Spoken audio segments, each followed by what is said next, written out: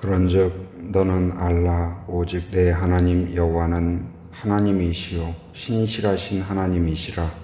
그를 사랑하고 그의 계명을 지키는 자에게는 천대까지 그의 언약을 이행하시며 인애를 베푸시느니라. 아멘. 은혜로우신 아버지 하나님 감사합니다. 우리에게 복 주시고 은혜 주시기를 기뻐하시는 아버지 하나님, 지난밤도 하나님의 은혜의 품 가운데 우리를 품어주시고 쉼과 단잠을 허락하여 주신 것 감사합니다. 오늘도 새 아침을 베풀어 주시고 가장 먼저 주 안에서 말씀으로 기도로 시작하게 하심 감사합니다. 오늘도 우리를 붙잡아 주시고 하나님을 볼 수 있게 하시고 깨닫게 하시고 하나님의 뜻을 따라 충성을 다하는 하루가 되게 하여 주옵소서.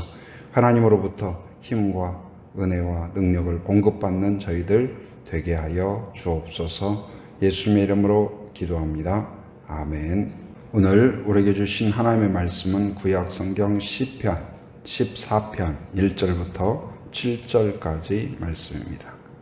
오늘은 두 종류의 사람, 이런 제목으로 같이 말씀을 나누도록 하겠습니다. 오늘 본문에서는 이제 두 종류의 사람을 이야기하고 있습니다. 첫째는 어떤 사람이냐? 악인을 이야기해요. 1절 보면 1절 같이 한번 다시 읽어봅니다. 시작. 어리석은 자는 그의 마음에 이르기를 하나님이 없다 하도다. 그들은 부패하고 그 행실이 가증하니 선을 행하는 자가 없도다. 거기 보면 악인에 대해서 뭐라고 평가하냐면 어리석다 이야기해요. 왜 어리석냐? 지능이 부족해서 어리석은 것이 아니고 경영 능력이 부족해서가 아니고 근본적으로 어리석은 이유가 무엇이냐? 그리고 하나님이 보는 관점에서 어리석은 자가 뭐냐? 하나님이 없다고 믿는 거예요. 그들의 믿음은 뭐예요? 하나님은 계시지 않는다. 그냥 상상해낸 신이다. 그렇게 생각하는 거예요. 그러니까 하나님을 하나의 그냥 종교의 하나 정도로 그렇게 생각해요. 그래서 하나님이 없다고 생각하는 사람으로 인하여서 나타나는 현상이 뭘까요? 그 사람은 마음이 부패한다. 마음이 부패한다. 우유가 상하면 독이 되듯이 사람이요, 착할 때는 천사보다 착해요. 그런데 마음이 상하면 흉측합니다. 다른 어떤 것보다도 독이 돼요. 한 사람의 마음이 상하면 공동체 전체를 고통스럽게 하고 가정 전체를 고통스럽게 하고 사회에 어마어마한 피해를 주는 것이죠. 근본 원인은 뭘까요? 하나님을 부인하기 때문에, 하나님에 대해서 무지하기 때문에요. 그게 어리석은 자예요. 그래서 이 사람에 나타나는 증상 중에 또 하나는 뭐예요? 그 행실이 가증하다. 겉과 속이 달라요. 말과 마음속이 달라요. 앞에서는 살살살살살 그냥 아이스크림 녹듯이 그렇게 이야기하는 것 같은데 속에는 어때요? 다른 마음을 가져요. 그래서 하나님을 모르면 꼭 두 마음을 가져요. 누구의 마음? 누구의 모습이냐? 마귀의 모습이에요. 마귀의 지배를 받는 거죠. 그리고 이 사람에게서는 어때요? 1절에서 이야기하는 것처럼 선이 넘치는 것이 아니라 악이 넘쳐요. 그의 계획도 생각도 행동도 말도 항상 공장이에요. 공장. 무슨 공장? 악을 생산해내요. 생각하는 것마다 하나님을 등져요. 하나님의 마음을 아프게 해요. 실망스럽게 해요. 역겹게 해요. 항상 생각하는 것이. 그리고 이 사람은 결국 어떻게 될까요? 하나님이 없다 하고 내가 왕이 되고 아나무인으로 하나님을 모욕하고 하나님을 섬기는 자를 조롱하고 그러죠. 그런데 그들의 믿음대로 하나님이 안 계신 것이 아니라 어때요? 하나님은 계신다. 하나님은 살아계셔요. 그래서 어떻게 할까요? 4절 같이 읽어봅니다. 시작. 죄악을 행하는 자는 다 무지하냐?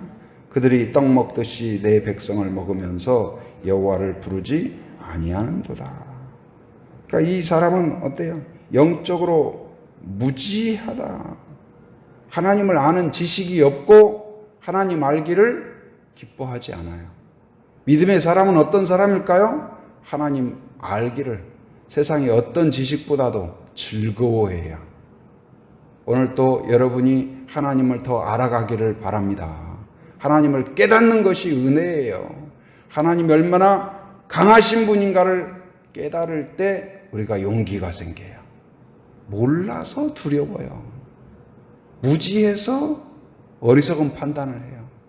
하나님이 얼마나 지혜로우신가를 깨달을 때 거기에서 힘이 생기고 용기가 생기고 슬기롭게. 성령은 어떤 분이셔요? 지혜의 영이라고 그랬어요. 성령이 우리를 다스릴 때 책에서 배우는 지식이 아니라 지혜가 있어요. 지혜란 무엇일까요? 하나님을 선택하는 거예요. 하나님의 계획을 선택하는 거예요. 하나님의 뜻을 선택하는 거예요. 하나님이 보이는 거예요. 아는 사람은 길을 가는 것이 어렵지 않아요. 예를 들어서 여러분이 지금 댁에서 오셨잖아요. 댁으로 가는 길 뭐 고민할 거 있나요? 여기서 나가셔가지고 왼쪽으로 갈까 오른쪽으로 갈까 고민할 일이 있어요 없어요? 집 가는데 그냥 딱 가면 되는 거예요. 망설이거나 뭐 이쪽 갈까 저쪽 갈까 할 게 없는 거예요. 그러나 모르면 어때요? 모르는 지역에 가면 어때요? 이쪽으로 가나 저쪽으로 가나 또 뺑뺑 돌고 방황하고 그러는 거죠. 그런데 믿음의 영안이 열린 사람은 어디예요? 항상 길이 어디냐? 하나님이 계신 곳이 길이에요. 말씀이 있는 곳이 길이에요.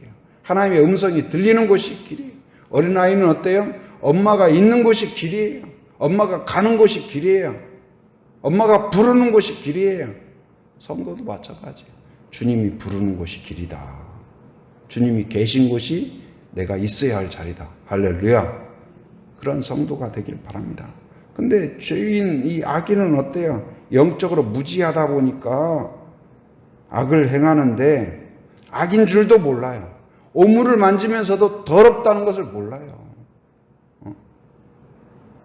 오물 속에서 막 그냥 수영을 하고 막 거기서 놀고 비위생적인 그런 상황 가운데 있으면서도 그게 아무 문제가 된다는 것을 모르죠.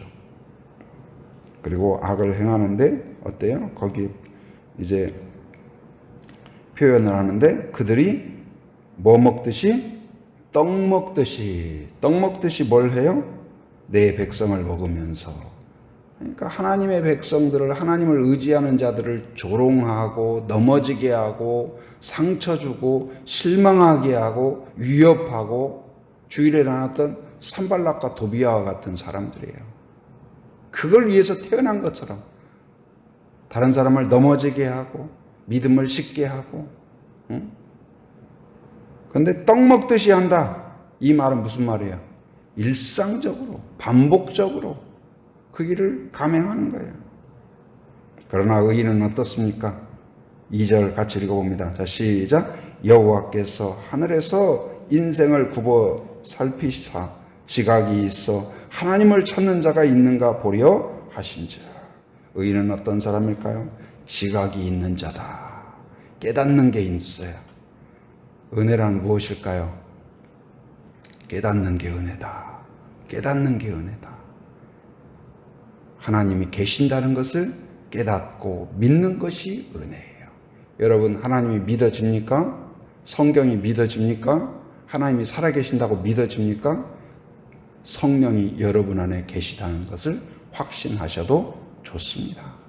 말씀을 들을 때 아멘의 마음이 탁 마음에 소원하는 마음, 감사의 마음, 감격의 마음이 있습니까? 성령이 여러분을 붙잡고 계시다는 사실을 깨닫기 바랍니다.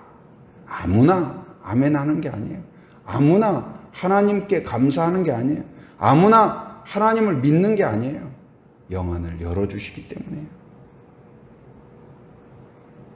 그리고 이 의인은 어떻습니까? 끊임없이 찾아요. 돈을 찾는 게 아니라 하나님을 찾아요. 하나님이 어디에 계실까? 하나님의 뜻이 어디에 있을까? 하나님의 뜻대로 살고 싶다. 신만이가 산삼을 찾아 온 산을 헤매듯이 아무리 험악해도 하나님이 계신 곳, 아무리 깊은 골짜기라도 하나님이 함께 하시면 사망의 음침한 골짜기라도 난 두렵지 않다. 그곳이 평안의 곳이에요. 다윗은 그것을 깨달았어요. 사울이 아무리 강한 군대를 가지고 온다 할지라도 하나님이 내 안에 내가 하나님에 있다는 이것을 누구도 막을 수 없다. 하나님만이 나의 요새요 나의 산성이시다. 가장 안전하다. 여러분, 가장 안전한 길은 어딜까요? 주님과 동행하는 길인 줄 믿습니다. 가장 안전한 곳은 어딜까요? 말씀 안에 거하는 그곳이 안전한 성이에요. 하나님과 동행하고 하나님을 의지하고. 그래서 의인의 특징은 뭐냐? 찾는다. 뭘 찾아요? 하나님을 찾는 자예요. 의인은 죄가 없는 사람이 아니에요. 오늘 2절에서도 이야기하죠. 하나님이 살아계시고 하나님이 살피신다. 그래서 찾아요. 누구를? 하나님을 찾는 자가 있는가를 살핀다고 그랬어요. 하나님을 찾는 자. 그런데 이 하나님이 그렇게 보셨는데 3절에 보니까 다 치우쳐 함께 더러운 자가 되고 선을 행하는 자가 없으니 하나도 없다. 그러니까 하나님 마음에 드는 사람은 있어요, 없어요? 없다. 한 사람도 없어요. 그러니까 우리가 내가 의롭다, 내가 뭐 거룩하다, 나는 막 뭐 하다, 도토리 키재기예요. 하나님 앞에서는 다 실격이에요. 그러면은 뭐 다 끝났네. 뭐 믿음도 필요 없고 다 실격인데 그렇지 않아요. 그러니까 모든 사람이 죄를 범하였으면 하나님의 영광에 이르지 못하더니 그랬잖아요. 그러니까 모든 사람이 다 실격이에요. 그런데 하나님을 의지하는 자, 하나님을 바라보는 자, 이 사람을 하나님이 어떻게 여기셔요? 의롭게 여기셔요. 인생의 특차로 여기셔요. 여러분, 구원은 특차예요. 여러분, 최고의 특혜예요. 내 실력이 아니라 은혜로 바로 하나님의 자녀가 된다는 사실을 믿으시기 바랍니다. 그래서 감사가 있어요.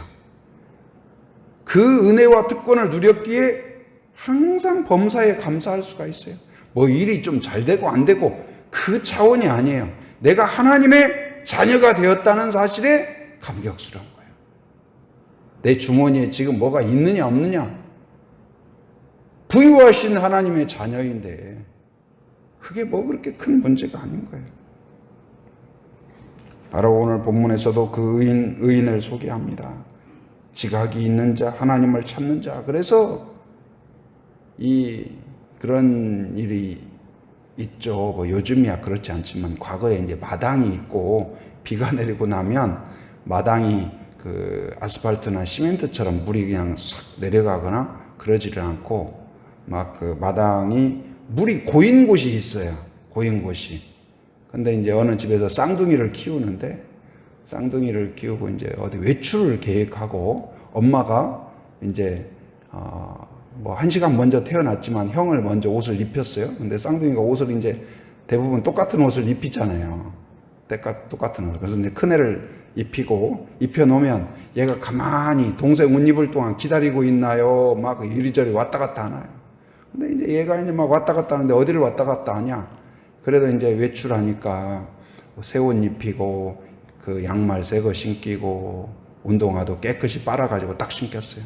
그러면 이제 외출 준비 딱 하고 기다렸다가 동생 옷 입고 나면 이제 같이 가려고 해야 되는데 꼭 어디를 가냐? 마당에 있는 웅덩이 가가지고 막 왔다 첨벙 다니다가 그러다 결국은 어떻게 해요? 엄마! 보면 어때요? 그 웅덩이에 완전 슬라이딩 하고 금방 입혀놓은 새 옷 다 버려놓고 엄마가 속 터지죠. 그래도 어떻게 해요? 그 순간에 엄마를 부르면 어떻게 해요? 다시 뭐 조금 혼나기는 하겠죠. 그래도 새 옷 갈아입혀 주시고 새 신발 닦아주시고 그렇게 해서 외출할 수 있는 거예요. 근데 똑같아요. 우리가 넘어졌을 때, 오물이 묻었을 때 하나님을 찾으면 십자가 보혈로서 우리를 정결케 하신 그분께서 우리를 다시 새롭게 하시는 줄 믿습니다. 우리가 의로워서 깨끗해서 죄를 하나도 범하지 않아서 정결한 것이 아니라 하나님을 찾을 때 정결해요. 하나님을 의지할 때 정결해요. 내 안에 죄가 있을 때 그것을 자백할 때 깨끗해지는 거예요. 그래서 5절에 보면 5절 같이 읽어봅니다.